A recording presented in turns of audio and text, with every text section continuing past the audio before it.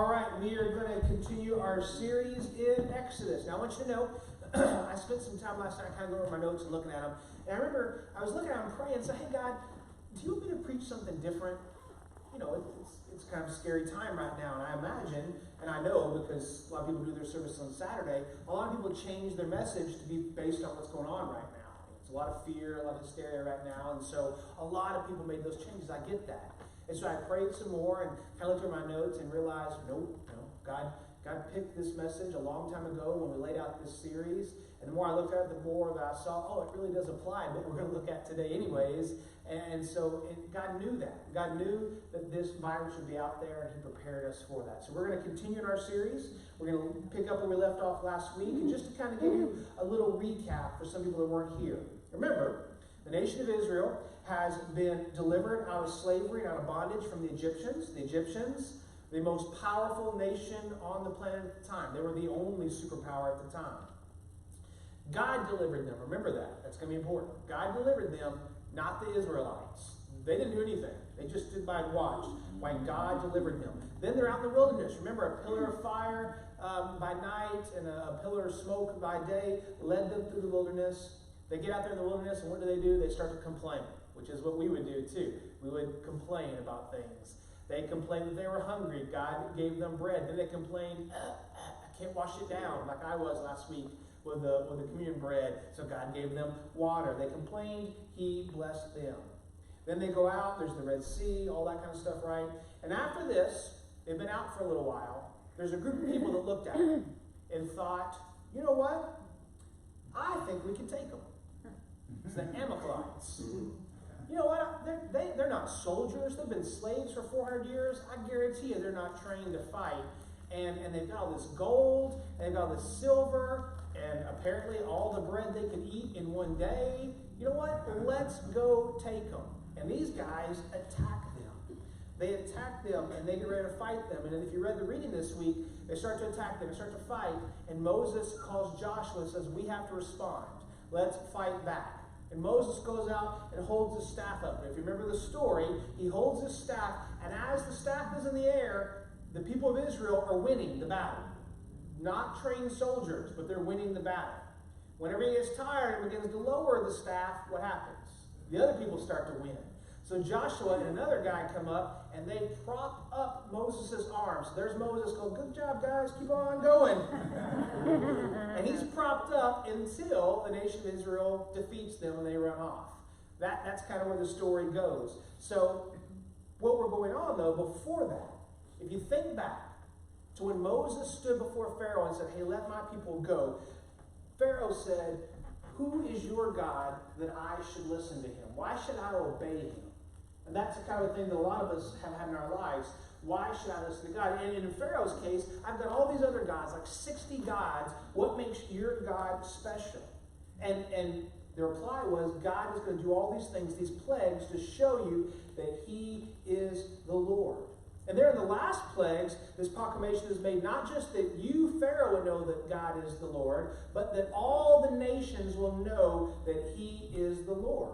And what happens is the world, the rest of the people, all the other ites, besides these Amalekites, there you go, all the rest of the ites, the Philistines and ites and steens and all that, they see this. Word spreads what happened to the Egyptians. They go, we don't want any part of it. And as the nation of Israel passes by, they just step out of the way and go, nope, we're not going to do it. Because that's part of God answering that question. The rest of the world will know that I am God because of all these things. All the nations of the earth. Yet these people, this one group of people go, no, we can do it. I mean, I heard about them turning that water into blood and all, but we can take them.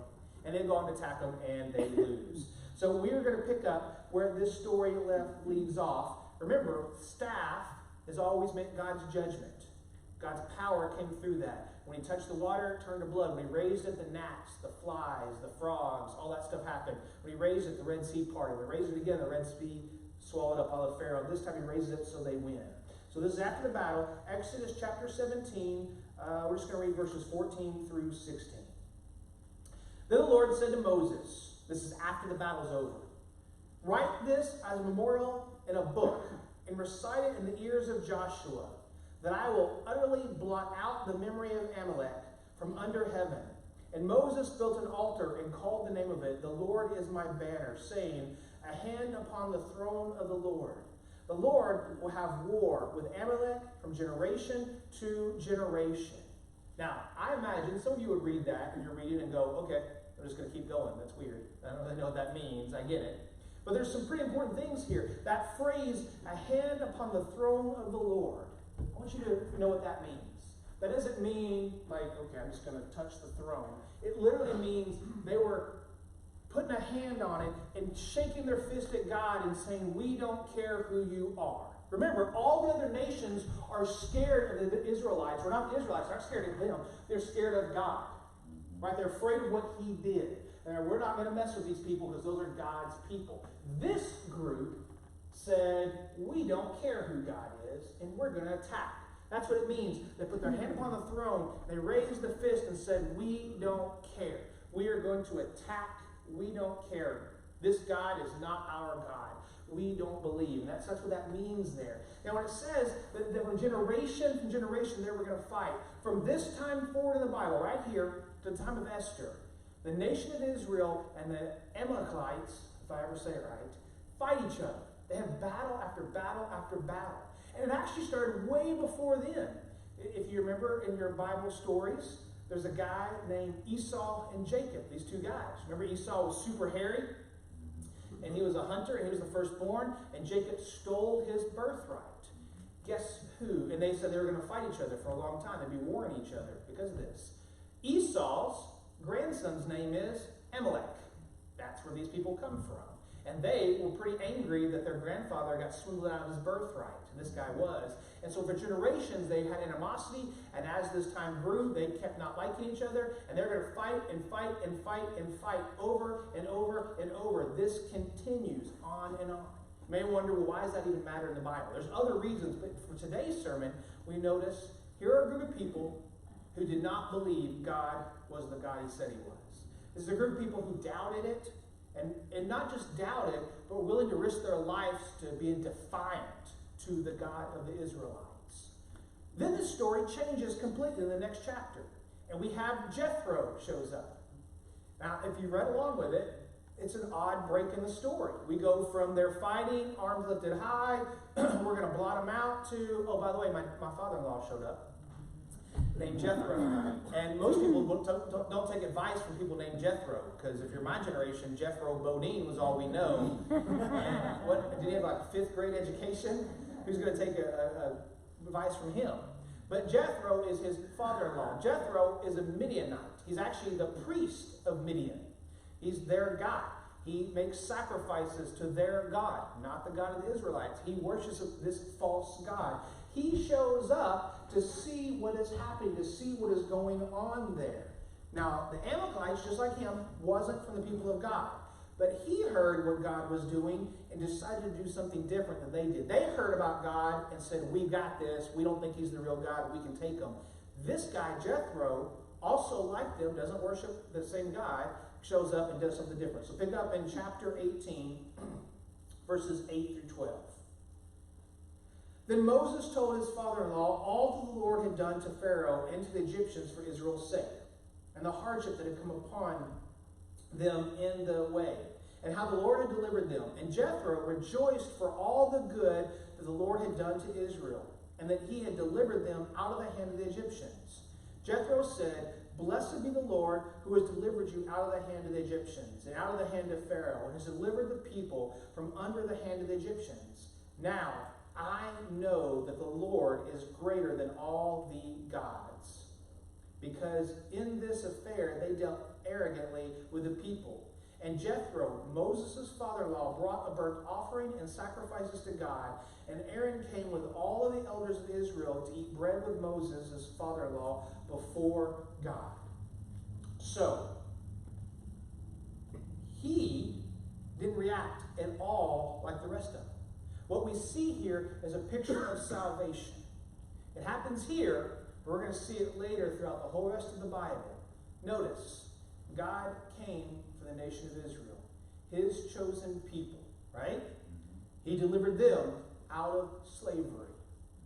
Right here, right after that, we see a case of somebody who was not an Israelite, who was not one of those tribes, but seeing the power of God and admitting he is the real God and offering a sacrifice to him. He didn't look like the rest of them. He didn't have the same blood as the rest of them, yet he acknowledged who God was. He knew who God was. Fast forward to today. All of us are here, and we're all from different backgrounds, from different places. We got people that are born and bred in Texas. We got some of you that got here as quick as you could. We got people that are from different ages, different races, different everything. And yet that salvation is for all of us. And it's been said, well, you know, God only cared about his holy people, that nation, not about the rest of the people. He did, obviously, because this guy came and acknowledged who God was. You see, there's two responses here. We have an entire group of people, the Amalekites, right? They hear about God, they hear about what he did, and they choose to say, not the real God, shake a fist at you. Jethro, the Midianite, he comes, he hears about all that God has done. He doesn't shake a fist. Instead, he offers a sacrifice. He says, oh, I know I'm a priest of this other God, but nope, this God is the only God.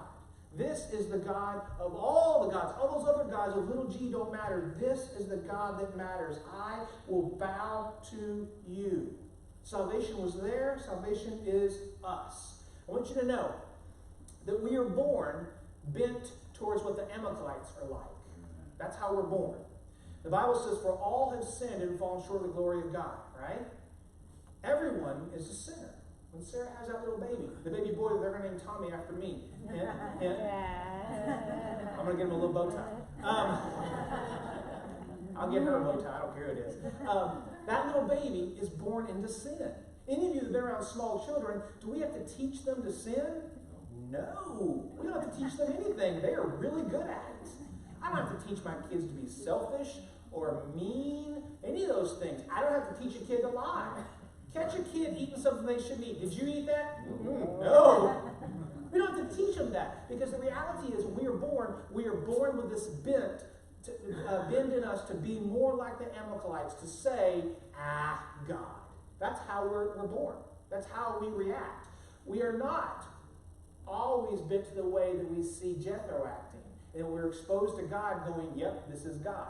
So that plays out in our lives. That's how we're born. Now, most of us all in here, we love God. He is the one true God. But most people, when we're born, we're more like the other. Now, we'll keep talking about that a little bit more.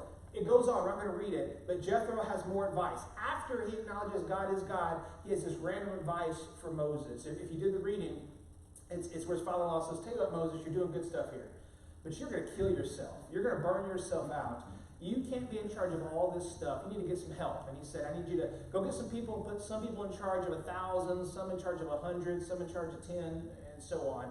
And they'll handle all the day-to-day stuff. You know, if this goat bit this goat, and this guy stepped on this guy's cow. And you just handle the big stuff, Moses. And Moses, like a good son-in-law, took the advice of his father-in-law, and it was good, right? I thought my father-in-law might be here today. He's not. I guess he went back home, so I was going to get brownie points. Oh, well. So he did that. Now, again, you read the text, and when we're going in the text, we have all this, the Amalekites, the battle, then all of a sudden Jethro shows up, acknowledges who God is, then he throws in this advice. It's easy to look at that and go, what?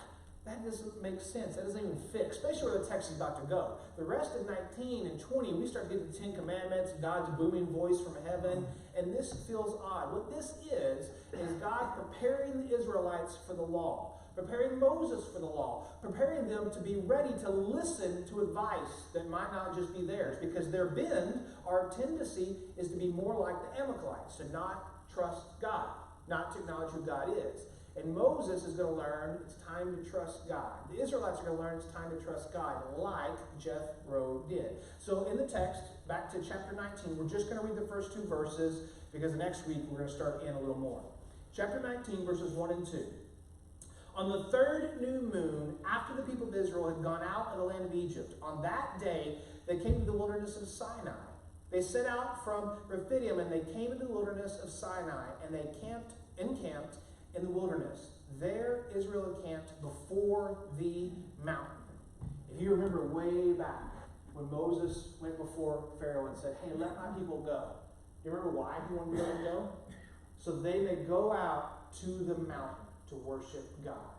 Guess what mountain they were talking about? This mountain right there. This is the one they wanted to. God is working on them through this whole experience. As they left Egypt, all the plagues, as they went through the wilderness, as they're going to wander 40 years, they don't know what's coming yet, but it's going to happen. God is working on them. He is preparing them. What he wants to do is show them how much he loves them. To show them he loves them regardless of what they choose to do. Here's the best way I can picture it in Sarah perfect timing. Any of you that have been around a small baby, ever, do you know what they do at 3 o'clock in the morning? Cry. They cry. They do. And I don't care what you do, they're going to cry. You can't lock them in a room, you're still going to hear them, right? It's not like a puppy, you can't lock it in a crate and ignore them. They cry. Or you do, you get in trouble. You're not allowed to do that. They cry. And you know what? They cry, and they don't care that you're tired. They don't care that you're sick. They don't care about any of that stuff. They are going to cry. And there's going to be moments when you look at that baby and you go, veins bulge in your head. But even in the middle of that, you love that baby. You change his diaper, you feed it, you burp it, you hold it, you cuddle. You've done everything you can do, and you find yourself wanting to shout, what else can I do? And that baby doesn't care, does it? Just going to keep on crying. But yet you still love that baby. God is going to begin to show these Israelites that in spite of the fact that they're going to question God, in spite of the fact that they're going to get mad at God and shake their fist at God, in spite of the fact they're going to turn to other gods, he's going to keep their going. Instead of losing his cool and going, and slapping them, he's going to go, I love you. He's going to look at them and say, I love you so much that even when you choose to be that screaming baby at 3 a.m., I love you. This is not something they're used to. This is not a concept any of them are used to. And for some of us, it might not be a concept we're used to, of unconditional love. A lot of us have experienced different types of love. And our love is usually conditional, isn't it? Right? Like, I love this little baby no matter what it can do. When the baby's 13 and tells me he hates me, I don't love him as much, but I still love him. We have this conditional love. God's love is a love that no matter what I choose to do, he still loves me. A foreign concept to them, and God is beginning to prepare that for them. He is working on them. He's trying to explain to them that when you doubt me, when you complain, I love you. I want you to notice, we're going to go into the 10 Commandments in a few weeks, right? Did God give the nation of Israel the 10 Commandments before they got delivered? No. After. So their salvation, their deliverance, had nothing to do with what they did. Moses didn't show up to the nation of Israel and say, okay guys, I got these 10 things. Really easy. Don't do these 10 things and then you'll be set free. He didn't say that. They didn't come in that order. Instead, God chose to deliver them and then give them the law. Now, we're going to get into it when we talk about the law. The law seems to be a thing that we're like, I don't like laws. I don't like rules. The law wasn't meant to condemn them. The law was meant to help them change and become more like Christ. The reason why God gave them these laws and began to give them more laws and us more laws wasn't because he thought we need laws just to have laws. He said, I tell you what, these people had spent 400 years in a pagan society. They were very much bent to be like the Amalekites, to not trust God. And now, for him to get them to understand what real love looks like, he needed to give them some rules that would help make them more like God's children, more like Jethro. It didn't mean they're going to be perfect, because none of us are, but it was going to help them see, okay, well, I'm definitely not doing as good as I should be doing. But I can trust in God now because he loves me unconditionally. But it had nothing to do, this salvation had nothing to do with what they did. This is supposed to help all of us right now in the modern era go, it's not about you being good enough. Right? It's not about, thank goodness, it's not about Scott being good enough or Mike being good enough. Definitely not about my dad being good enough, right? It is about Jesus dying for you and saying, I'm welcoming you. I love you so much, not because you're good enough, because I love you so much. That's the picture that's supposed to help shift us from being like the Amalekites to more like Jethro. That we, instead of having the fist shaking at God, we have an open hand worshiping God. Now, at a time like this we're at, there's a lot of doubt. There's a lot of fear, panic, all that kind of stuff. Regardless if you hype into it or buy into it or not, we have all different stances in here. That's irrelevant for right now. Here's what matters. When we are afraid, we must make a choice to be more like Amalek or more like Jethro. Will we look at our world and all that's going on right now? Will we be afraid? Will we choose to think, I think God has given up on us. God must not be involved. God doesn't have a plan. Will I choose to place my hand upon the throne of God and shake a fist at him like the Amalekites did? Or I choose to be like Jethro that says, wait, wow, look what God has done. This is the true God. He loves me so much, I'm not going to shake a fist. I'm going to open a hand and say, I worship you, for you alone are worthy of my worship. That's the right answer. But the reality is the scarier things get, the more we are going to be like the Amalekites. Because when everything's going good and rosy in our lives, we feel blessed, don't we? Oh, God's in control, we're doing good. But then we run out of toilet paper. The world's ending. Is God not in control? God was in control a month ago when none of us ever heard of the coronavirus, right? And God is going to be in control tomorrow. If for some reason all these spring breakers come to Fredericksburg, they bring their city germs, and the COVID-19 runs rampant, is God still in control? Yeah. The same God that was in control last month and yesterday is going to be in control tomorrow and the next day and the next day. The theme all along has been God has a plan. It is a good plan. It's better than your plan, better than my plan. And even when it doesn't feel like that plan is working, it is. God is working. But our reaction is usually to say, this can't be a part of God's plan. God can't be in this. Especially when we face tribulations.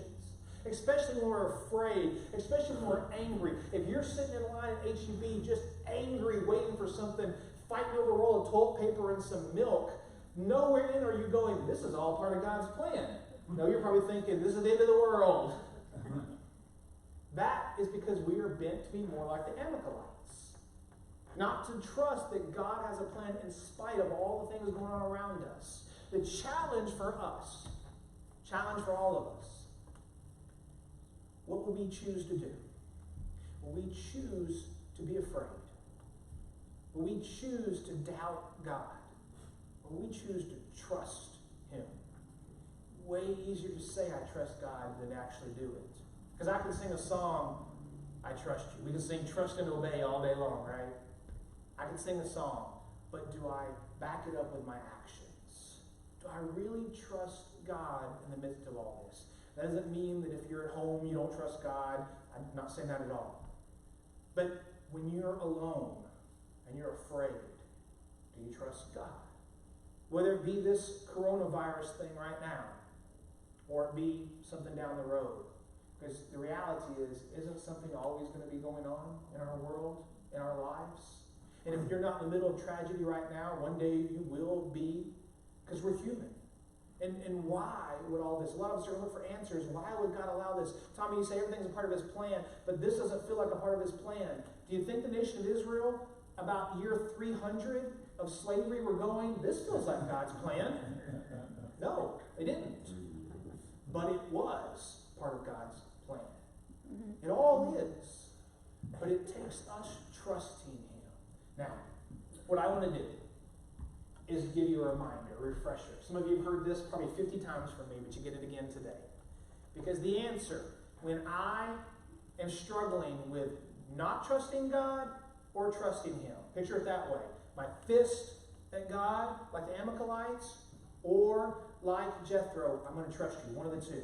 When I'm struggling, I can't just will myself to stop. I can't just in the middle of panic or anger or frustration go, oh, I'm just going to be a better Christian and not worry. It doesn't happen that way. It doesn't.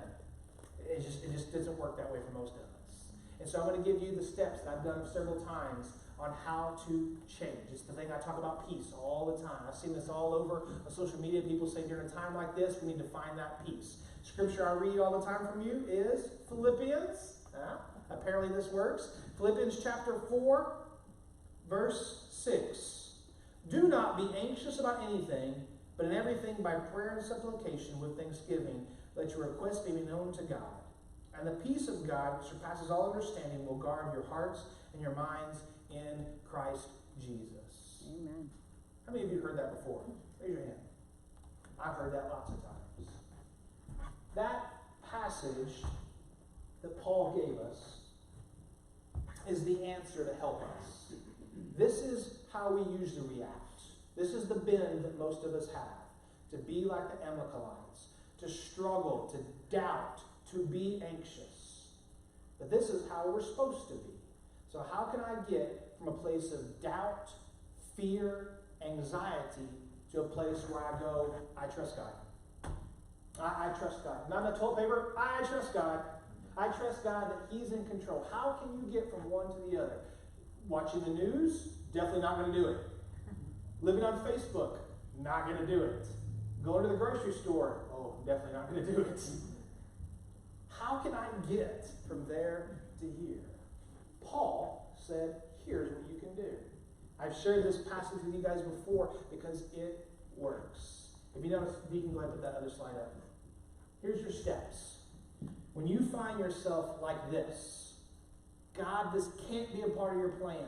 Look around, God, people are dying, people are losing their jobs. This can't be a part of your plan. When you find yourself like that, do this. Stop. Just stop for a second. Take a time out. Breathe. Think about a time when God has done something for you. Has God ever helped you? Everyone in this room has been helped by God.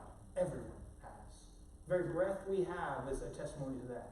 But think about one of the most recent times where God helped you. And if you can't, for whatever reason, think of something, think about other people. Oh, wait, I remember when He helped my friend, or He helped my mom, or just find something in your head to focus on. And tell God, thank you. God, thank you for doing that. What you do when you do that in your mind is just like that priest admitting, like Jethro. This is the one true God. Look at all this stuff He did for you. And so when you tell God thank you, instantly put your mind in a place where you're saying, I am thankful for what God did for me. Then, ask. Ask for whatever it is you need. Don't beat around the bush. Don't go, oh God, maybe He already knows. Just ask. Say, God, I need you to provide me with some toilet paper, because it's all God, if that's your thing. That's a silly one, but maybe it's toilet paper. Maybe it's your car won't run. Maybe it's someone's got cancer. Maybe you have cancer. Maybe you just ask for what you want. Ask. Specifically ask. And then followed up with asking for peace. And God, I've asked for what I need. I thanked you. I just need that peace now. I need a peace that surpasses all understanding. A peace that doesn't make sense. Do you know what a peace that doesn't make sense would do to our society right now? Wouldn't it be great that if all the people in charge had a peace that didn't make sense, wouldn't that calm a lot of nerves? Wouldn't it? That's what we're supposed to have. We go from this to this by doing this. Saying, I need that peace. Now here's the thing. I've shared this with some of you before too. This works. It will work. If tonight you're sitting at home and you're looking on Facebook or you're flipping through watching the news or on your computer and you see the world's not going to calm down. They're going to still be freaking out about this. And you see that and you start to feel anxious and nervous and apprehensive and start worrying. It's going to come. And so you're going to remember what Tommy said. You just go, wait a minute. Okay. I'm really nervous right now. Okay. Okay, God helped me, whatever. And then you're going to ask for God to heal the world or heal whatever, get your friend out of quarantine, right? And then you're going to pray for peace. And it is going to feel so good The Bible says this peace washes over you, a peace that doesn't make sense, a peace that in spite of everyone else losing their cotton-picking minds, you have a peace, and you're going to be like, ah. And then something's going to happen. You're going to turn on the TV again, or scroll on Facebook again, or you're going to go to the pantry and realize you're out of toilet paper again. And that peace is gone. It is gone. And you go back to exactly like the Amalekites. Oh no! The world's ending. God's not in control. There's no plan. I'm going to shake my fist at you, God. You go right back to it. Paul knew that. It's not even in the text, but in Philippians 4, I read, down at the end of chapter 4, in verse 9, he says, what you have learned and received and heard and seen me, practice these things, and the God of peace will be with you. Practice. That's why I didn't repeat. If you continue to do this, that peace will continue to grow in you. And apparently, if we do this enough, that no matter what you are faced with, even a world pandemic, isn't that what you're supposed to say? Even if you're faced with that, you'll have a peace. Amen. A peace that surpasses all understanding. And I'll never be like the Amalekites again. Instead, I'll be like Jethro and go, this is the one true God. He's in control, and I trust him. And it may not feel like it, the rest of the world is falling apart, but I trust God. That's something that each of us have to do a lot. I wish that I could say that I'm always like this, and I'm just flowing peace all the time, right? Like nothing bothers me, but that's not true. I couldn't even say that with a straight face. My wife would get mad at me and call me a liar right here in church. It gets better, though. The first time I did this was 1999 in the back of a Humvee. And in that 20-ish years, I have found that more and more times when bad stuff happens, I have a peace. Not always. It doesn't take much, and I'll go back to being an Amalekite, right? But there are days when things happen, and I go, you know, it doesn't even bother me. And everyone else is like, well, it should bother you. I'm like, I know, but it doesn't. Why? Oh yeah, that peace that doesn't make any kind of sense. And so imagine you're out wherever, you're in public, and you've got your mask on, and you're not touching anybody, and they're like, why aren't you worried? Because I have a peace that surpasses all understanding. What effect will that have on the world around you? What if just us, just the people in this room, were to have a peace like that? And we impacted our little town, and our little town impacted people around that. Isn't that the picture of what the church is supposed to be? That's why I started this service by saying the church is the hope of the world. When they look to us, they're supposed to see hope and love and compassion and mercy and peace. So that's what I want to leave you with today. Do you have peace? Or do you have fear, anger, anxiety, doubt, confusion? Let's just go with peace today. Would you bow your heads? As we get ready to sing a song, what I want you to do this morning is I want you just to think. What's your gut tell you when you look at the news? When you hear people talk? Does it feel like this is part of God's plan? Or does it feel like it's the end of the world? Do you have that peace that I just talked about? Do you have that peace in all parts of your life? If I had to guess, I would guess that a lot of us in the room struggle having this peace. Maybe not with this virus right now, but maybe in other parts of our life. Maybe a child that we just don't know what to do with. We throw our hands up and say, I can't, God. And he says, I want you to have a peace in that relationship. Maybe it's a financial thing. You say, God, there's just no way. He says, I want you to have a peace with your money, with your job, with your relationships, with your health. I want you to have a peace. So this morning, why don't we do this together? God, help us to stop. Help us to trust you. I pray right now, Father, that everyone in the room would think about a time when you've helped them. Bring it to our minds, Lord. My mind is exploding with all these blessings, all these times you've helped me and my family. Thank you so much, God. We thank you for all that you've done for us. And right now, God, we are asking for this peace that you promise us to wash over us right now.